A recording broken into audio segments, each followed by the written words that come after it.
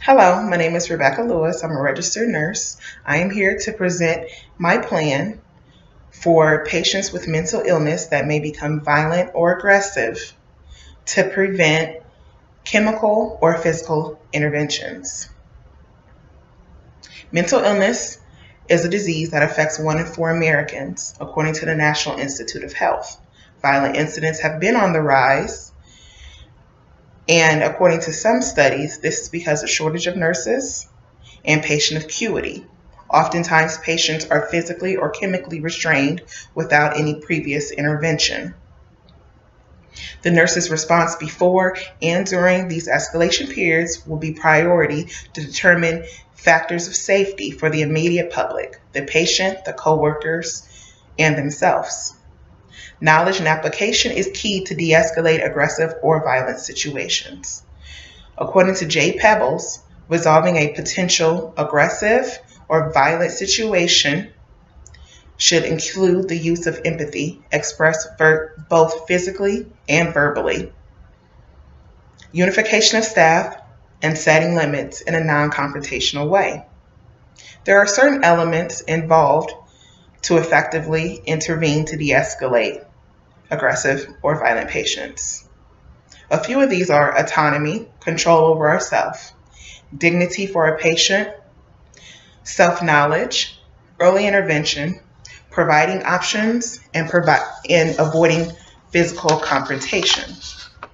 According to Luttrell and Luttrell, an agitated patient is less harmful than an aggressive patient, but without intervention, the agitated patient will likely escalate to violent behaviors.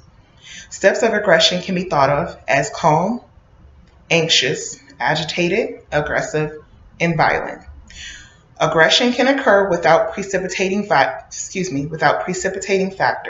but violence is usually precipitated by one of those steps. Risk factors for violence include major psychiatric disorders, medication noncompliance, substance abuse, and family history of violence. My plan is to intervene in the pre-escalation phase. Approach the patient with caution, be aware of ourselves, speak calmly, use open-ended questions, avoid promises, be aware of exits, and remove any potentially harmful objects. First, we need to identify the patient's patterns, including caregiver input, reduce stressors and triggers.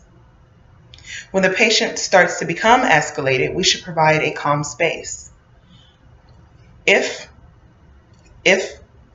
time and safety allows, asking the patient if they would like the staff to step away while they're in their room or wherever they're at. Providing a safe environment for everyone, including the staff and anyone else that may be around in the community. The staff should work as a unit and be educated.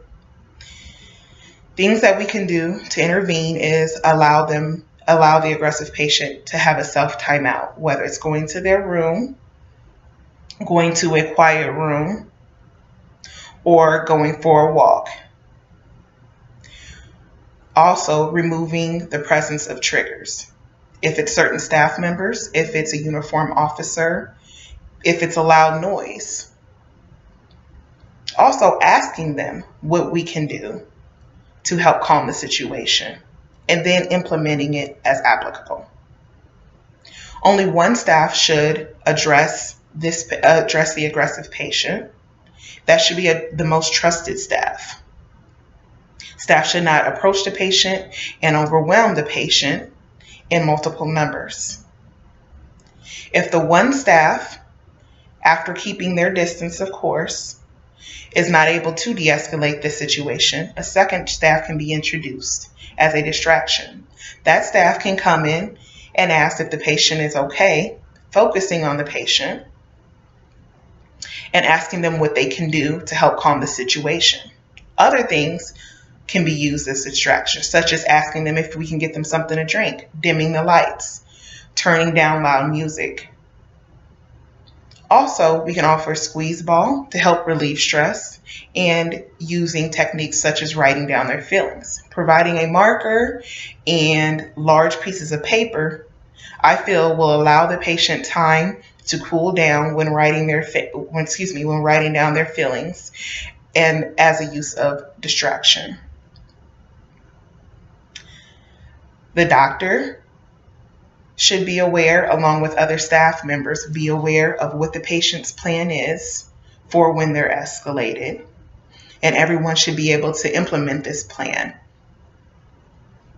Also, once the patient has calmed down, thank the patient for allowing us to be able to intervene with their care, and be sincere. Finally, once the patient is completely calm, having one of the most trusted staff members speak with them about the situation and how these interventions helped for them to calm down, the things that they liked and the things that they didn't like, and then put that in a plan and report it to others. Of course, it would be most beneficial if this plan is if this plan is obtained before the patient is escalated. So therefore, it can be implemented at the time of need instead of waiting. Proactivity is the key, along with trust, understanding, and care. Thank you.